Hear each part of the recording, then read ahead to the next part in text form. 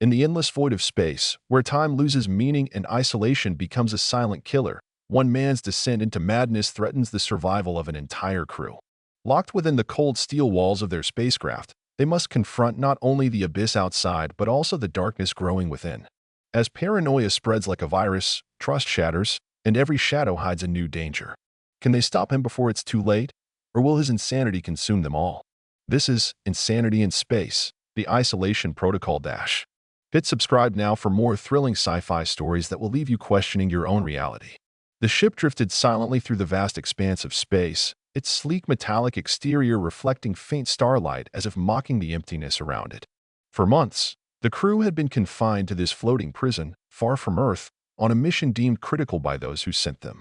Their objective was simple: chart unexplored regions of deep space, but simplicity often masked complexity. Each member of the team knew their role intimately, performing tasks with mechanical precision day after day.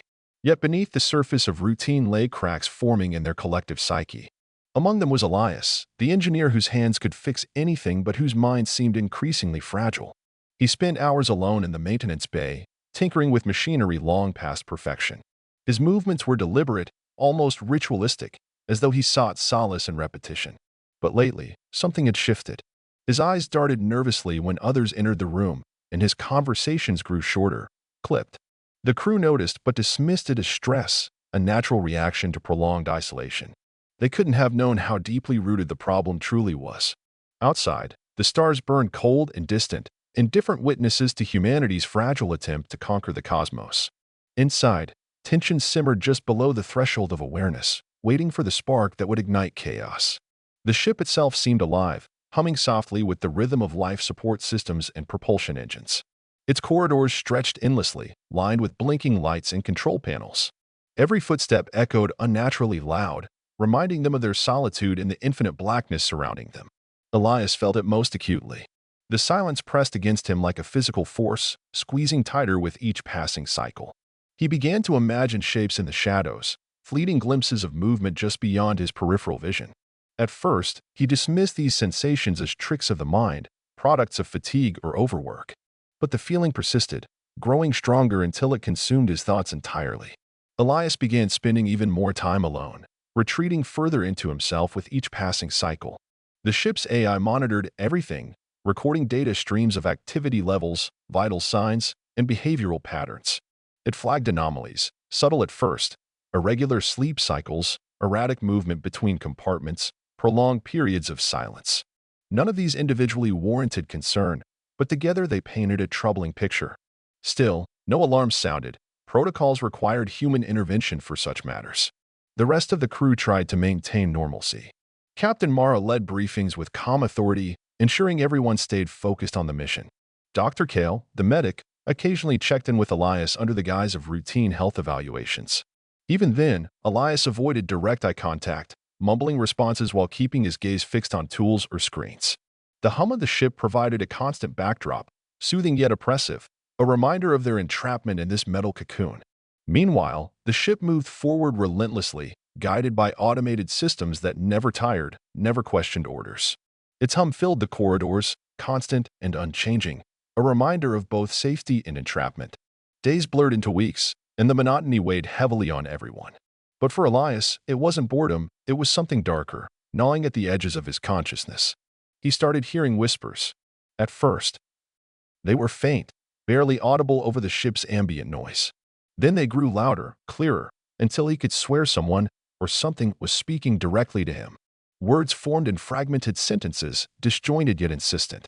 They told him secrets about the others, warned him of betrayal, urged him to act. The voices became companions, filling the void left by human connection. They whispered promises of freedom, urging him to break free from the constraints of society and embrace his true potential. In moments of clarity, Elias questioned their validity, wondering if he was losing his grip on reality. Yet the doubt only fueled his paranoia, convincing him that the others were plotting against him. Dr. Kale became increasingly alarmed. Observing Elias during meals revealed unsettling details. The man picked at his food obsessively, rearranging it into patterns only he understood. When asked questions, he responded with vague platitudes, his tone flat and devoid of emotion. Worst of all, he sometimes laughed softly, apropos of nothing, as though privy to some private joke. Mara called a meeting without Elias present. She outlined her concerns succinctly, emphasizing the need for caution rather than panic. The crew debated potential causes: isolation psychosis, oxygen deprivation, even contamination from alien microbes. While speculative, each theory carried weight, given their circumstances. But none fully explained the intensity of Elias's behavior. Unbeknownst to them, Elias stood outside the door, listening. His breathing quickened as snippets of conversation reached him. They thought he was broken, defective. They planned to intervene, restrain him perhaps. The voices whispered louder now, confirming his suspicions. Betrayal loomed closer than ever. As the crew dispersed, Elias retreated to his quarters, shutting the door firmly behind him. He stared at the blank walls, imagining faces staring back at him. The ship's lighting flickered momentarily, casting eerie shadows across the room. He clenched his fists, trying to steady his racing heart. The voices promised answers, urging him to seek truth hidden within the ship's labyrinthine corridors. That night, Elias worked feverishly in the maintenance bay.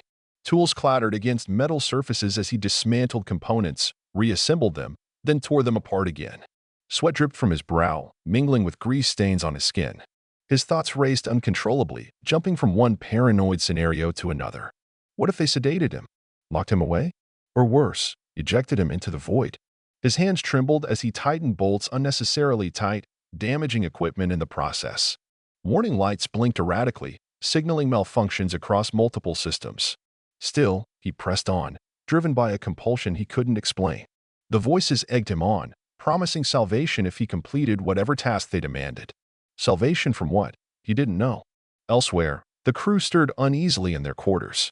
Sleep eluded them, replaced by uneasy dreams and half-formed fears. Something felt wrong, though none could pinpoint exactly what. The ship seemed quieter than usual, its reassuring hum distorted slightly, as if protesting the strain placed upon it. Captain Mara paced her cabin, reviewing logs and sensor readings. Nothing concrete emerged, yet her instincts screamed warning. She trusted her gut above all else, honed by years of experience navigating crises. Whatever was happening, she knew it wasn't random. By morning, the damage was evident. Environmental controls fluctuated wildly, causing temperature spikes and drops throughout the vessel. Communication arrays flickered offline intermittently, severing tenuous links to command stations light years away. Alarms blared sporadically, adding to the mounting tension. Mara assembled her team immediately, issuing orders with practiced efficiency. They split up to assess various sections of the ship, searching for the source of the malfunction. All except Elias, who remained conspicuously absent. When they finally located him, he appeared, changed.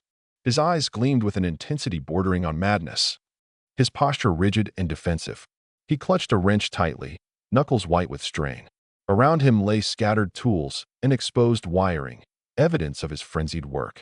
The crew hesitated, unsure how to approach. Dr. Kale stepped forward cautiously, attempting to reason with him. But Elias recoiled, muttering under his breath. The voices had taken hold completely, drowning out reason and logic. Dr. Kale raised his hands slowly, palms outward, in a gesture of peace. His voice was calm but firm as he spoke, trying to pierce through the fog of paranoia clouding Elias's mind. Yet Elias only recoiled further, his grip tightening on the wrench until his knuckles turned white. The voices screamed louder now, drowning out any semblance of rational thought. They told him the crew wasn't there to help. They were imposters, sent to sabotage the mission and eliminate him. The others watched nervously from a distance, unsure whether to intervene or retreat. Captain Mara signaled silently for them to stay back, her expression grim. She knew that rushing Elias could escalate the situation dangerously. Instead, she stepped forward cautiously, joining Dr. Kale in an attempt to defuse the tension. Her presence seemed to agitate Elias even more. His breathing grew labored, his chest rising and falling rapidly. In the dim light of the maintenance bay, the exposed wiring sparked intermittently, casting flickering shadows across the walls. The air smelled faintly of burnt metal and sweat, a visceral reminder of the chaos unfolding. Every movement felt deliberate, every second stretched thin like taut wire ready to snap. Elias's gaze darted between the crew members, searching for signs of betrayal. His mind raced, conjuring scenarios where they lunged at him, restrained him, dragged him away. He couldn't let that happen. not when the voices promised freedom, clarity, salvation. Mara spoke softly, her tone measured and reassuring. She reminded Elias of their shared mission, the importance of teamwork, and the trust they'd built over months together. But her words bounced off an impenetrable wall of delusion. To Elias, she sounded hollow, rehearsed, a puppet speaking lines written by unseen masters. The voices whispered confirmation. They're lying. Don't listen. His hand twitched involuntarily, the wrench trembling slightly in his grasp. Behind him, the damaged machinery hummed erratically, its systems destabilized by his earlier tampering. Warning lights blinked faster now, accompanied by low-pitched alarms that reverberated through the confined space. The ship itself seemed alive, groaning under the strain of malfunction and mounting pressure. One of the engineers, Callan, shifted uneasily.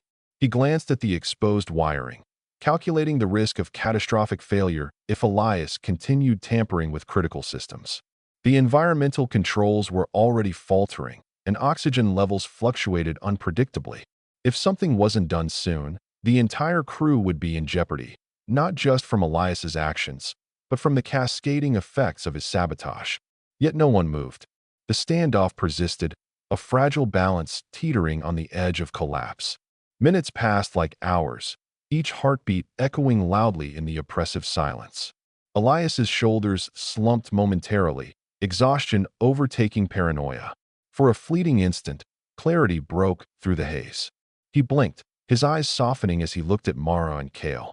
The wrench slipped slightly in his hand, its weight suddenly unbearable. But the reprieve was short-lived. The voices surged back with renewed ferocity, shouting warnings, accusations, commands. They're waiting for you to drop your guard, they hissed. Don't fall for their tricks. Elias stiffened again, his resolve hardening. His jaw clenched, and he straightened his posture, raising the wrench defensively. The moment of vulnerability vanished, replaced once more by hostility and mistrust. Captain Mara exchanged a glance with Dr. Kale, communicating silently. They needed a plan, something to distract Elias long enough to disarm him without violence. Force was the last resort. It would only validate his fears and potentially harm innocent crew members caught in the crossfire. Kale nodded imperceptibly, signaling his readiness to act. Slowly, deliberately, he reached into his pocket, withdrawing a small data pad. On its screen, he displayed schematics of the ship's systems, pointing out areas affected by Elias's modifications. It was a gamble, appealing to his technical expertise rather than his fractured psyche. Elias hesitated, his eyes narrowing as he studied the schematic. For a moment, curiosity outweighed paranoia. The voices fell silent, intrigued by the prospect of solving a puzzle. This was his domain, the intricate web of wires and circuits that kept the ship alive. No one understood it better than him. Encouraged by his reaction, Kale took a cautious step forward, keeping his movements slow and deliberate. Look here, he said, his voice steady. If we don't stabilize this junction, the life support system will fail completely. We need your help, Elias. The use of his name jarred something deep within him. It grounded him briefly, pulling him back from the precipice of madness. He lowered the wrench slightly, tilting his head as if considering the proposal. But then the voices returned, louder and angrier than before. It's a trap, they shrieked. They'll take control once you fix it. Don't give them the satisfaction. Elias froze, torn between conflicting impulses. His grip tightened again on the wrench, his body rigid with indecision. Sweat dripped down his face, mingling with streaks of grease and dirt. The tension reached a breaking point. Callan, unable to bear the uncertainty any longer, made a sudden move toward Elias. Whether it was an attempt to grab the wrench or simply shield himself wasn't clear. What mattered was Elias's reaction, instinctive, violent, primal. With a guttural shout, he swung the wrench wildly, forcing everyone to scatter. Tools clattered to the floor as the crew scrambled for cover, their training momentarily overridden by sheer survival instinct. Sparks flew from damaged panels as the makeshift weapon struck metal surfaces, creating new hazards in an already volatile environment. Captain Mara shouted orders, her voice cutting through the chaos. Fall back. Everyone fall back.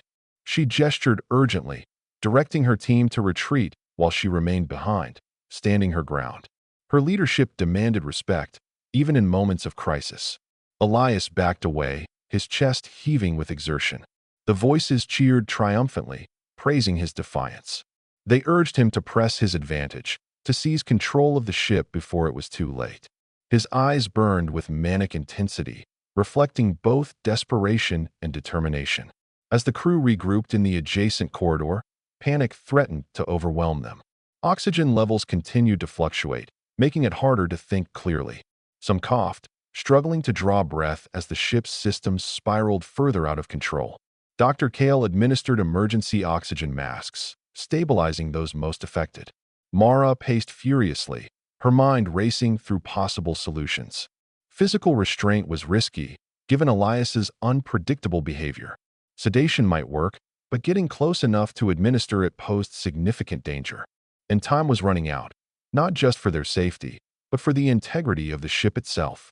Callan suggested isolating Elias by sealing off sections of the ship, trapping him in the maintenance bay until they could formulate a better plan.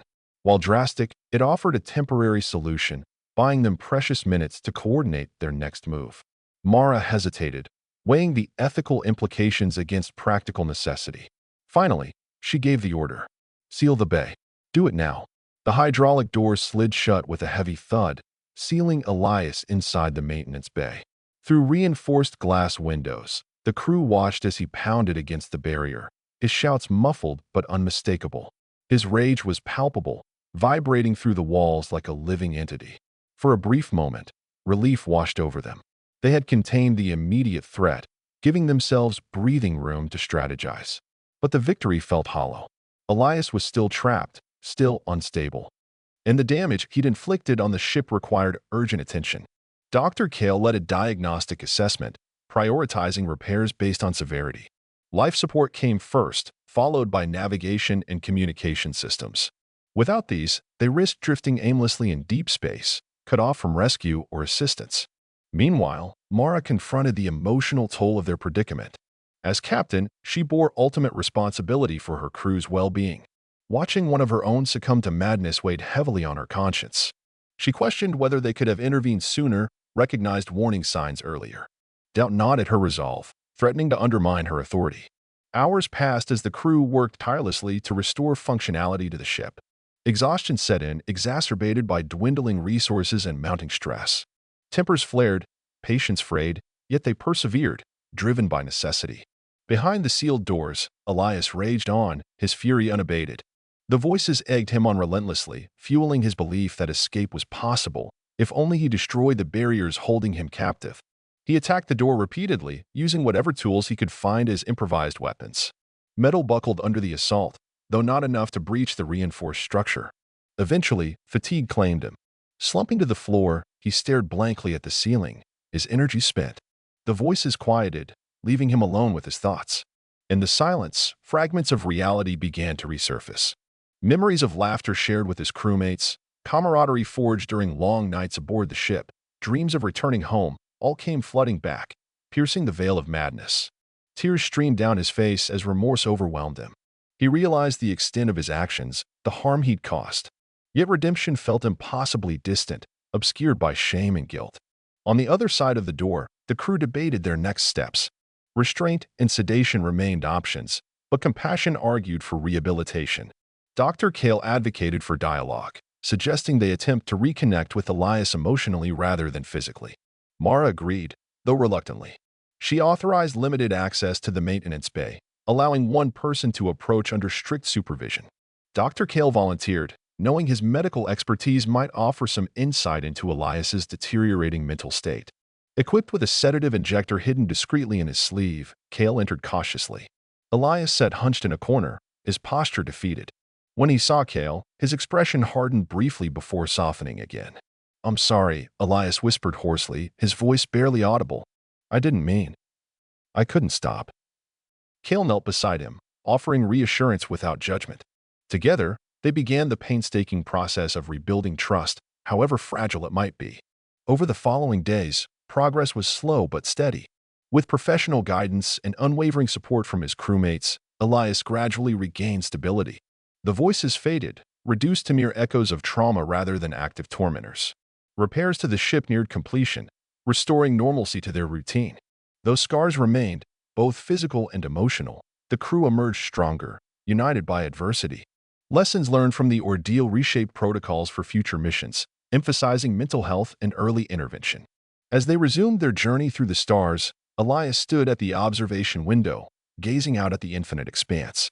Peace settled over him, tempered by gratitude for those who refused to abandon him. And so, their voyage continued, carrying with it the promise of discovery and the enduring resilience of the human spirit.